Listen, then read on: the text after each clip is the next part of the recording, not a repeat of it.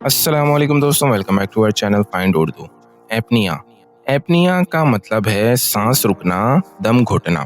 Apnoea का मतलब है कुछ देर के लिए सांस रुक जाना या बंद हो जाना। ये अक्सर स्लीप एपनिया के हवाले से इस्तेमाल होता है, जिसमें सोने के दौरान इंसान की सांस रुक रुक कर चलती है। ये एक सीरियस मेडिकल कंडीशन भी हो सकती है जो थकान, बेचैनी और हार्ट प्रॉब्लम्स का सबब बन सकती है। Sleep apnea can lead to serious health issues. नींद के दौरान सांस रुकने की बीमारी सेहत के लिए बहुत नुकसानदेह हो सकती है। तो दोस्तों, एपनिया का मतलब है सांस रुकना या बंद हो जाना, जो नींद और सेहत से रिलेटेड एक मेडिकल इशू हो सकता है। उम्मीद है अब आपको एपनिया का मतलब समझ में आ गया होगा। मिलते हैं नेक्स्ट वीडियो में। शुक्रिया।